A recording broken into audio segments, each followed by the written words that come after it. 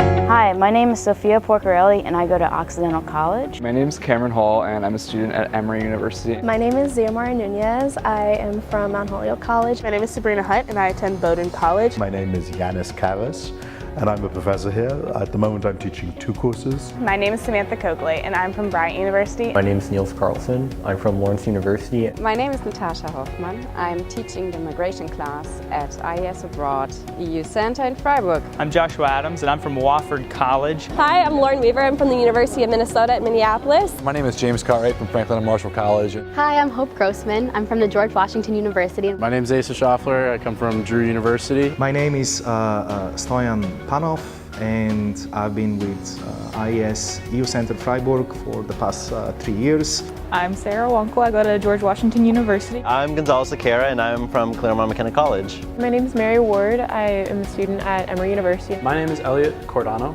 and I go to Lawrence University. When I decided to study abroad in Germany, I was very worried about anti-Semitism and the rise of neo-Nazis, because with a very Jewish last name and coming from a Jewish culture, I had heard a lot of stories about the treatment of Jewish people and targeting today. So while I haven't faced any issues in Freiburg, that was definitely a concern. Very happy that I decided to choose this program.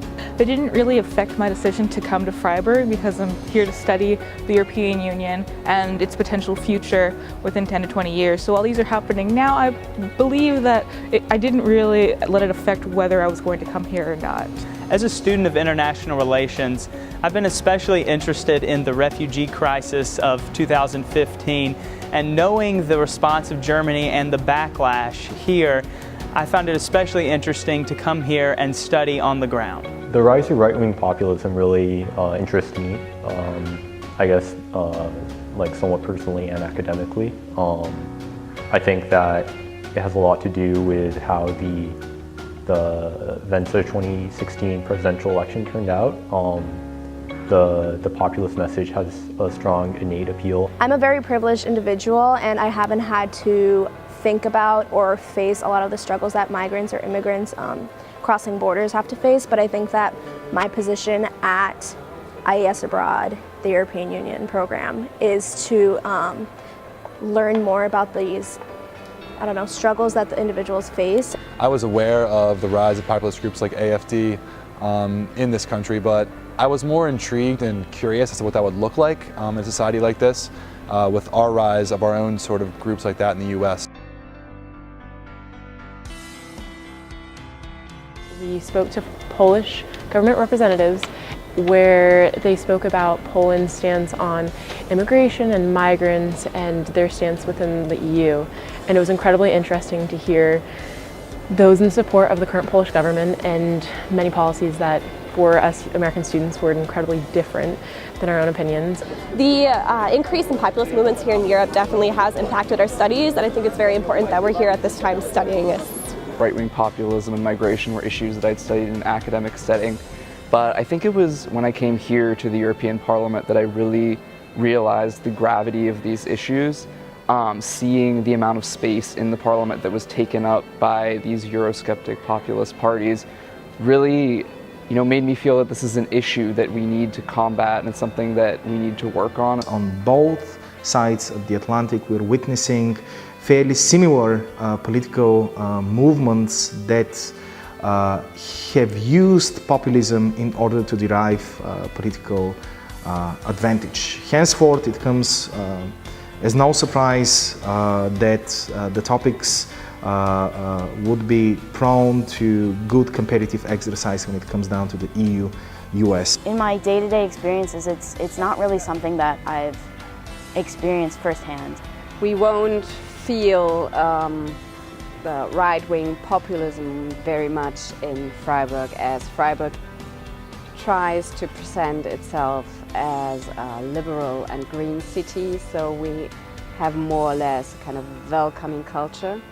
Learning about the AFD sort of piqued a little bit of my interest and in this program, and so for that reason I came to kind of learn a little bit more about populism in Europe and how it spreads. There's actually a low-income housing unit. I believed to be refugee housing located near our apartments, and it was really interesting. We run by there, and as we run every single day, I've started to notice more and more about the lives of those immigrants. I believe they're Turkish immigrants who have come to Germany, and it's just been a really interesting experience kind of seeing what their life is like compared to the other Germans. I have experienced this to a very small degree in Freiburg, but I obviously teach it to a very great degree in my courses. Here in Freiburg, I went along to the local meeting of the Alternative for Germany, the Alternative for Deutschland, which is the main, shall we say, populist right-wing party here in Germany. Freiburg is an example for Germany in terms of diversity, and it provides a lot of perspective for me as a student, just to be in that environment around people that are from all different parts of the world. I have to say that they were very polite to me, and we agreed to disagree in very friendly terms. But I'm very glad I did that. This was before they took off on the opinion polls, because in that way I have an inside sort of information on the kind of people that were attracted to this party and to what it means in the context of Freiburg, which is of course very different from, say, Eastern Germany or populism in other parts of Europe.